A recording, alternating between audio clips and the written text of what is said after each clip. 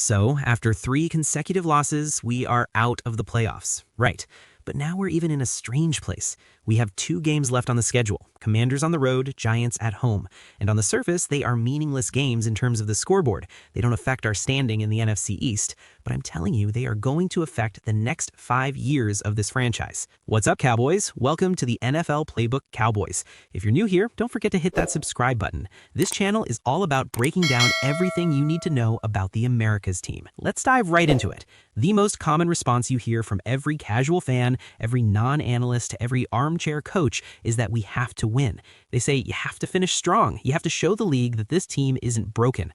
And look, that argument makes emotional sense. We are Cowboys fans. We want to see them beat Washington, and we definitely want to beat the Giants, especially at home, to send them off on a bitter note.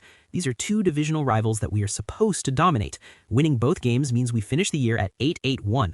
That's a respectable record. It's not a complete disaster. It gives the locker room a better feeling heading into the offseason, maybe saves a couple of jobs, and allows Dak Prescott to feel like he battled back.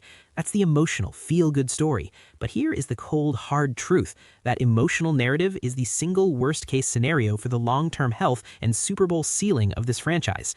If the Cowboys go out and win these final 2 games, finishing at 8-8-1, what does that do to our draft capital? It absolutely cripples it.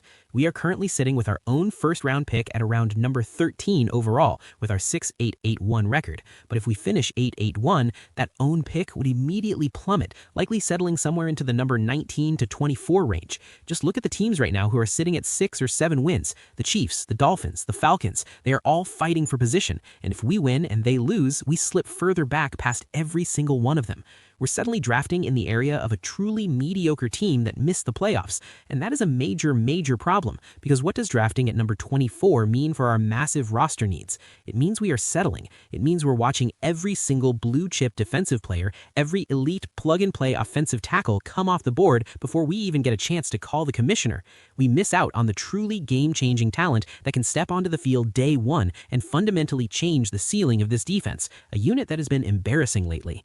If we finish 8-8-1, we're drafting the 3rd or 4th best player at our position of need. And let's be honest, we're probably drafting a player that was going to be available at the start of the 2nd round anyway. That is not how you build a Super Bowl contender, especially when you have glaring, undeniable holes that need fixing now. We already have 2 first-round picks this year, our own and the one we acquired from the Packers, which is currently sitting around number 21. Winning both games means those 2 picks are essentially back-to-back, somewhere between number 19 and number 24. That's 2 mid to late first-round picks that force us to take calculated risks on lower-tier talent. The cost of those 2 moral victories against 2 bad divisional rivals is a massive downgrade in the quality of the top-end assets we bring into the building this spring. We can't afford that kind of sacrifice. Which brings us to the true best-case scenario for the Dallas Cowboys, losing both remaining games and finishing the season at 6-10-1.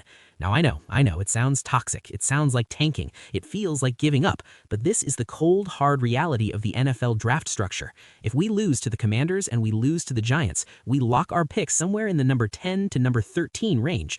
Why is that so crucial? Because that is the difference between drafting a guy who might work and drafting a blue-chip, elite, culture-changing talent.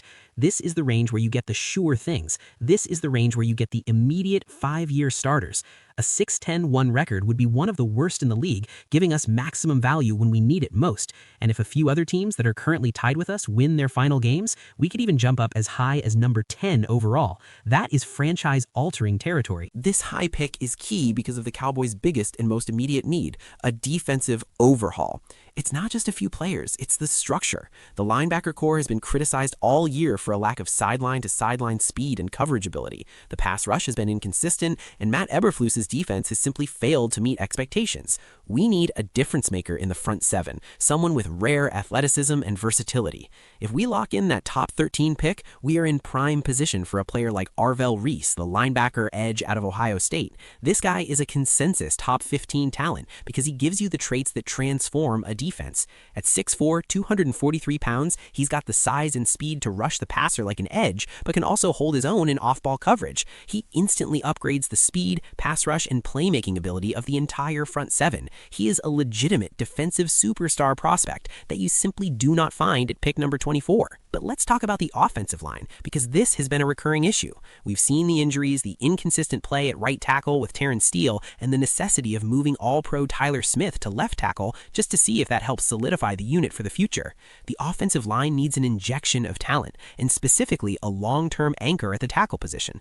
If we use that second first-round pick, the one from the Packers, currently around number 21, we could still land a high-end tackle. Maybe Francis Mauigoa from Miami, who is a powerful, pro-ready right tackle who would solidify that side of the line for the next decade.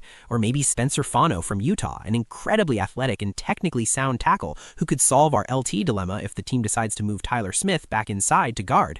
But again, if we win 2 games and that pick falls to number 24, we're likely watching those guys come off the board, leaving us to decide between the second-tier prospects. The difference between picking the absolute best linebacker in the class at number 12 and picking the 3rd or 4th best at number 24 is absolutely monumental. That difference, I believe, is the ceiling of our 2026 season. That difference is the difference between being a wildcard team and a genuine contender.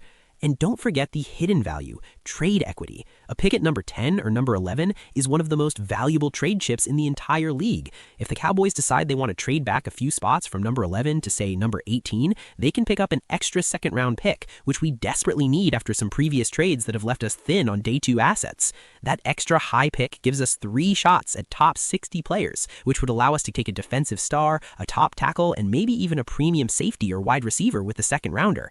That kind of haul, 3 immediate impact starters, is only possible if we secure that high first-round pick.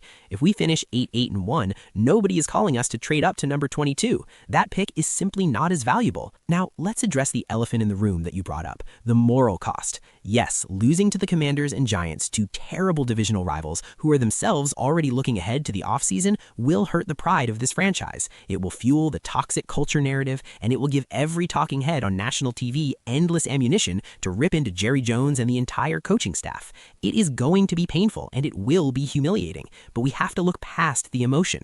Ask yourself this: what is the greater indictment of the Dallas Cowboys? Is it losing 2 meaningless games at the end of a season that was already lost, or is it sacrificing a top 13 asset, the surest way to inject true game-changing talent into a flawed roster just for a hollow 8-8-1 record? The moral victory is fleeting. The draft pick is forever. The culture is not fixed by beating the Giants on New Year's Eve. The culture is fixed when you have the talent to consistently dominate the best teams in the league.